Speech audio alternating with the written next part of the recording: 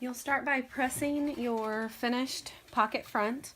This was the part of your project that you have quilted the bottom and you have done the embroidery at the top. And yours may have marker lines drawn on it from where you drew in your detailing. And if that's the case, don't worry about it right now. We'll go back later and wash off those lines with a wet washcloth. Alright, next you're going to need a piece of fabric that is the same size as your pocket, and you'll either use a piece of the muslin that you're given in class, or you may use fabric that you have, or a scrap, and you're just going to trim it so that it's the same size as your pocket piece. And then I've got these right sides together. So it's a pretty good idea to, when you're cutting your piece, that you have them right sides together already, so that in case your project is not completely square, then they'll match up just like that. So now I've got my two pieces right sides together, and I'm gonna sew this just like I did the pincushion and that I did the quilt block pillow. I'm going to leave, let's see here, this bottom about 3 to 4 inches. That's gonna be my opening. And so I'm going to have double pins here and here, or I'm just going to remind myself that I don't need to sew that point. And I'm going to use a 3/8 seam allowance. So I'm going to back stitch right here. I'll stitch over to the corner, pivot, up, across the top, pivot, straight down, pivot, and then I'm going to go straight here 3/8 until I get to my second set of pins. So I'm leaving that bottom open so I can flip it inside out. So after you have sewn all 4 sides, excluding the opening at the bottom, you will clip your corners and just make sure not to cut in too deeply. So you'll do that on all 4 sides, and then or on all 4 corners, and then you're going to turn it inside out. Poke the corners out as sharply as you can. You don't want them to be flat. You don't want them to be sunken in. You want them to be pointed, and then you will press it. Also, after you flip it inside out, you're going to fold the opening towards the inside so that it is even with your existing seam allowance, and then you'll press that as well. Alright, so I've gotten the pocket flipped inside out, and I've got the corners pressed out as nicely as I can. It's all pressed, and then the opening at the bottom is pressed in towards the inside. And you'll want to make sure that you leave your opening at the bottom as opposed to the top, because this part will be left open and this part is going to be sewn down to the bag. So if I left my opening up here at the top, I would never be securing it. I'd have to take an extra step. So this way, when we attach this piece to the bag, we're actually going to stitch across there with a top stitch, and it'll do 2 things. It'll keep that opening closed, and then it will also secure that piece to the bag. So for the bag part, you will be given a piece of muslin or 2. The way I have this one right here, it's 1 full piece with a crease down the middle, so that's both the front and the back sides of the bag. But sometimes, depending on the fabric that we have cut for class, you might end up with 2 rectangles. So it is 16 inches across the width of the bag, and then it is an 18-inch long piece. So this is just double that because it has the crease.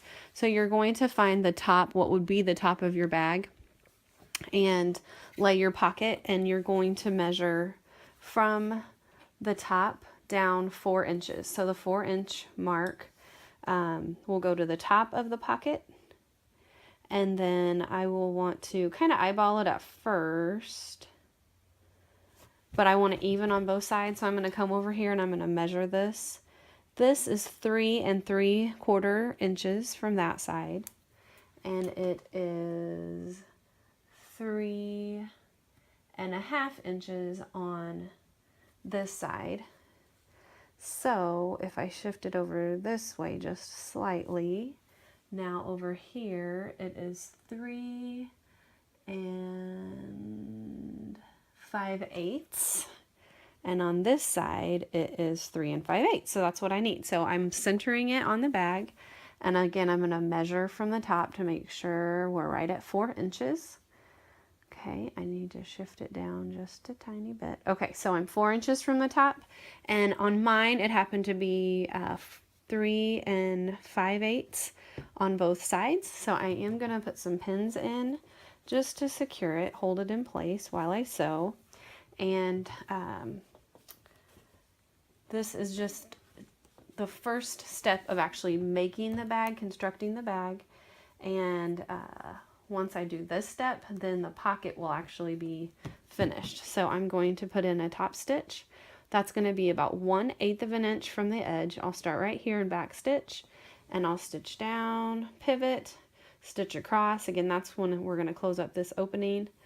I'll pivot here, stitch across up here, and then I would back stitch when I get there. So this part is going to be left open, and that's the pocket. All right, so the top stitching is in, and it is 1/8 of an inch from the edge.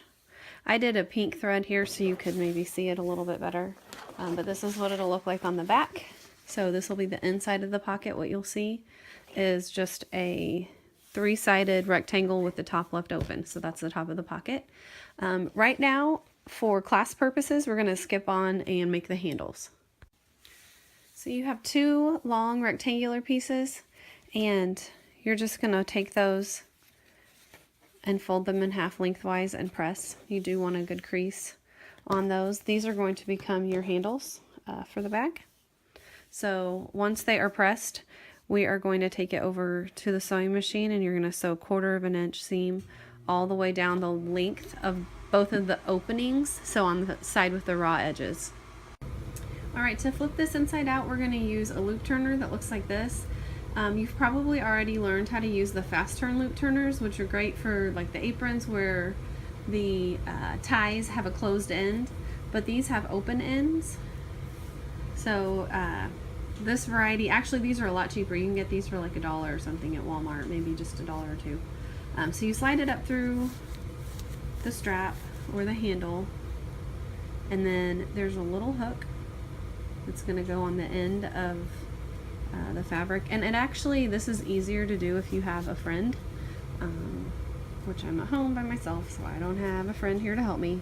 But if you did, the friend could hold the circle, and then you would start pulling the fabric up over the top where that hook is.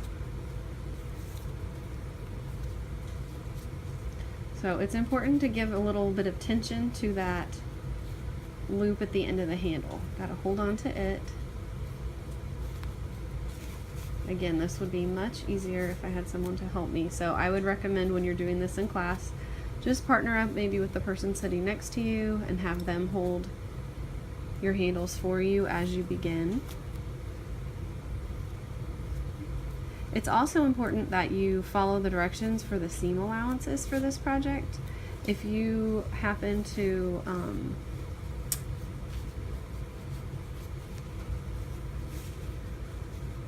there we go.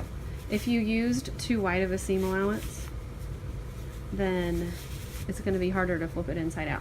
Okay, so now you can see that once I actually got it started, it's pretty easy. But again, if you have someone to help you in class, getting it started will be a lot easier. All right, so it's just flipped it inside out. I'll just pull this the rest of the way through. And then what we want to do is we want the seam to be flat along the side. So my seam is over here. I want my strap to lay flat, so I'm going to go press it flat, and then I'm also going to flip my other handle inside out just like this and press it as well. Alright, so I have turned the handles right side out and pressed them so the seam runs along the side. Now I'm going to top stitch along both long edges of both handles. So I'll end up sewing 4 times down the long sides of this piece and down the long sides of this. You have the choice here of using just a straight stitch and a color that would blend in with your strap, like white or like a cream color, or you can choose a contrasting color and also choose to either do a straight stitch, just a normal top stitch that's a straight stitch, or you can use the different stitch selections on the screen and choose a different option that's more decorative. So there's some really cute ones that you could pick from, The problem with them is that they do use a lot of thread. So if you are planning on using one of the decorative stitches along the side, then you will want to make sure that you have a full bobbin before you get started. Otherwise you may run out in the middle and it's hard to figure out where exactly to start again. So that's totally your choice, whether you use white or a contrasting color, or if you use a straight stitch, or if you use a decorative. But either way, you're gonna stitch down both sides of the handle on both handles. All right, so finishing up the straps, you've just got to make sure that you've stitched a top stitch down both of the long edges of both of the straps. And then we will resume actually making the bag next.